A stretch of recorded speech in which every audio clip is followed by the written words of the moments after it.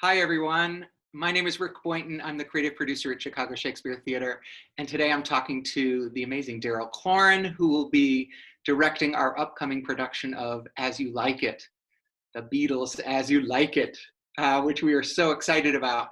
Hi, my friend. How are you? I'm good, thank you. Are you weathering the storm okay there?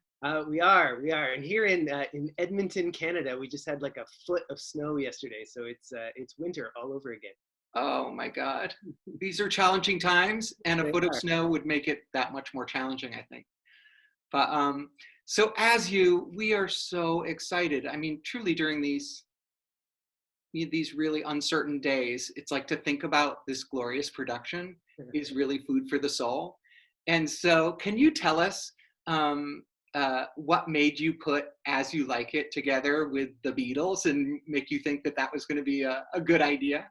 Oh wow! Well, a few years ago, I directed a production of Love's Labour's Lost at Bard on the Beach in Vancouver, and I ripped out a bunch of the text and put in a bunch of 1920s jazz and turned it into a musical. And it turned out really well. It was a lot of fun, and it sold really well for Bard on the Beach. And so the artistic director of Bard on the Beach approached me after that and said, hypothetically, if we could get the rights to the Beatles music, what would you do with it? And so I spent some time thinking about the Beatles and thinking about Shakespeare, and As You Like It was such a great fit. Story-wise, to connect with the Beatles songs. One, because As You Like It is certainly the most lyrical of Shakespeare's plays. It already had room for songs inside of it, but the plot and the story of the lovers was so easy to connect to the Beatles music that a lot of it made it feel like the Beatles music was written right for that play. It's kind of wacky, actually. Doesn't it feel wacky? Like some Yeah. of them are so spot on. You can't help but think that either the Beatles were writing on spec for Shakespeare, or that they were working in tandem. Because truly, it's like, I mean, the themes, right? It's about the many shades of love and unrequited love, and all of that. Those sort of themes are right there. But especially with like Jaques and Fool on the Hill, is kind of astounding how they connect and really not only match the text well, but illuminate it well. Yeah, I think you're right. I think that's one of the things I'm most excited about with this adaptation is that it feels like each song really lifts the story and moves the characters forward, as opposed to sort of here's the play, and then we pause to listen to a Beatles song, and then we pick up the story again, and then we pause. There are so many moments like Fool on the Hill, right? To have Jaques come in and say, a fool, I met a fool in the forest," and then go straight into Fool on the Hill. Like it is tailor made for that. It's a little wacky, actually, how spot on it is.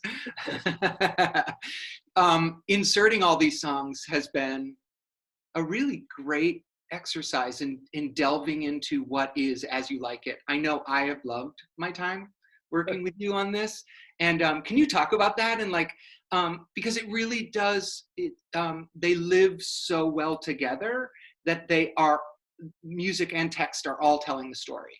And so the placement of those songs and how one builds those songs is really crucial to the whole dramaturgy of the show. Yeah, definitely. And some of them from right at the beginning, it was very clear exactly where they fit and who the song belonged to and how it would serve their story. Very early on, a song like "You've Got to Hide Your Love Away." It was clear that Rosalind's story is about hiding her love away, and like that would work so well. And then in over the months of working on it, trying to figure out sort of where the other songs fit and how they help the story and where they help the story, and some of them in unusual ways, right? That like one of the songs that fits best is "She Loves You," and that we've found a way to stick that into the middle of a wrestling match with Touchstone singing it to, which is really sort of unusual, but it works so well. It's such a great, that moment when the audience recognizes the song and recognizes the placement of it and what it's going to serve. It's such a great aha moment for the audience. You can feel it as they're like, "Oh, that song!" That's pretty exciting. Yeah, I love that too. I think that CST's audience is going to just go crazy. I'm excited about it. Can you talk to me about, we have an amazing cast. We have Yes. an amazing cast. What are you most excited about in bringing this vision to Chicago? Well, the space, like the Chicago Shakespeare theater itself is so exciting. Like it feels to me that like in spending some time there, like it's so intimate, and there's such a, for a larger theater with a lot of seats, like it feels like the audience is very connected to the production. And for this production, because we have we have this whole wrestling match that happens beforehand. We are very connected to the audience, and there's something really nice about the audience sort of feeling like they're sort of immersed in the middle of it. I agree. I think the intimacy is going to be really fantastic, and especially how intimate some of the love stories are, for those to be able to truly have a short distance between that and the audience. Yeah. I think will make it even that much more powerful.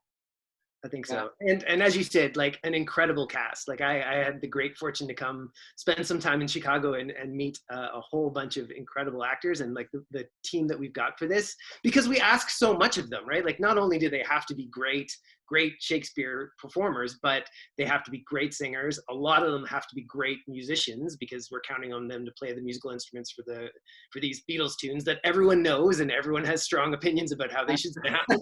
And then some of them also have to be great wrestlers. So it's a lot that we ask. It is absolutely triple threats, all of them.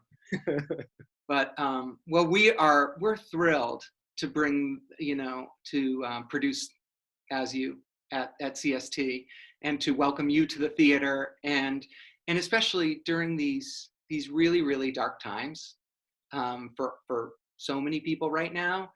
I can't think of a more fitting way than to welcome people back to CST and to our space, that intimate, beautiful space that you're talking about, than with this piece. It's all about love and joy, and spreading that love and spreading that joy. And it just seems so apropos. And I think we're so lucky that, to have this and to be working on this piece and to be able to bring it to our audience once we're through. I think you're right.